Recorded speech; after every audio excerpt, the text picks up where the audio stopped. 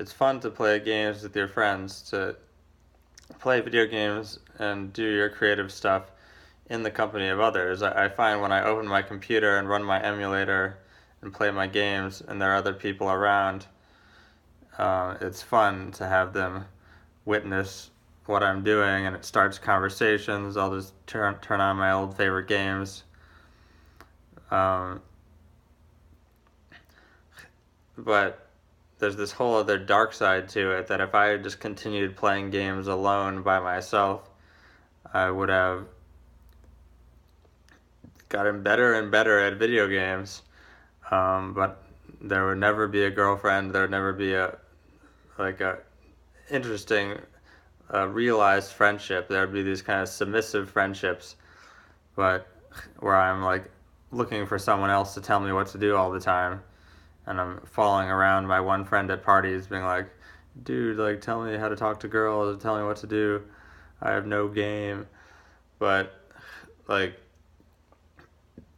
it's not the fault of video games, but the fault is the video game vortex of just being attracted by the allure of shining colors and playing these games, but forgetting how to have fun in the company of others, and just thinking of them as being more important than others. Like, even there's one guy I know recently who he has like that kind of fat kid look, or his face is a little bit too fat, and he plays all these video games and he's really good at them, and but he kind of has this look like he's frowning down on the world, and it's just spending a little too much time on the video games, and he's only around people by accident because he happens to be in this part of this community.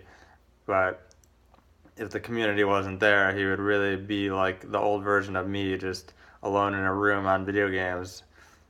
And that's um, and it's just like a vortex. Like, it sucked me in. It's only because it's not because the video games are like the ring and the one ring, and they have the power to destroy you and bind you. Like, they don't have that much power. It's just not. It's just the absence of knowing that there's an alternative energy.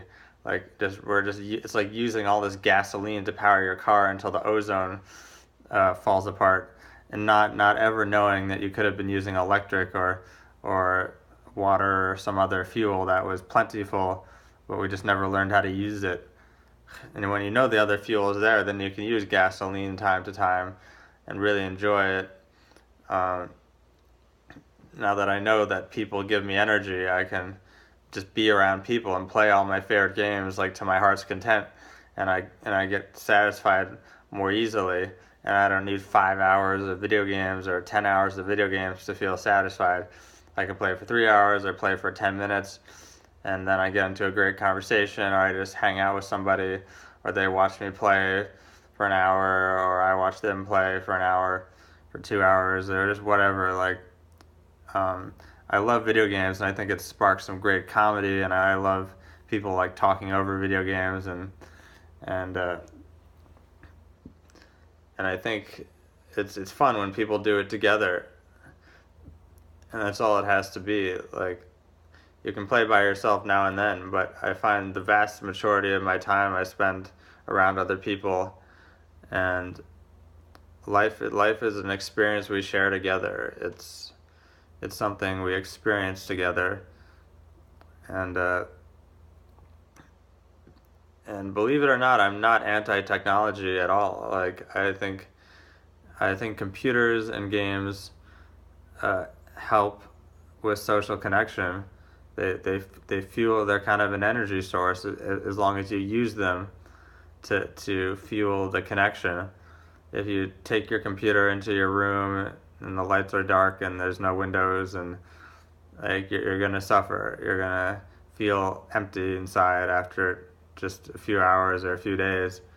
It's like that time where I took the new Zelda game into my basement and played for 1 week, and then at the end of it, I just felt like so depressed. I like threw a glass at the wall, and then my mom got mad, and it was so weird how empty I felt after playing such a great video game, because I had played it alone in my basement for like an entire week. or 2 weeks. So it's like, it's really silly. Like, the body needs the energy of other people, and I used to get it for free just by going to school. But when school ended, like, I had all this time alone, and I didn't realize how no one ever told me that people provide energy. People just tell you socializing is something you should do because you should do it. But what no one told me was that people give you energy.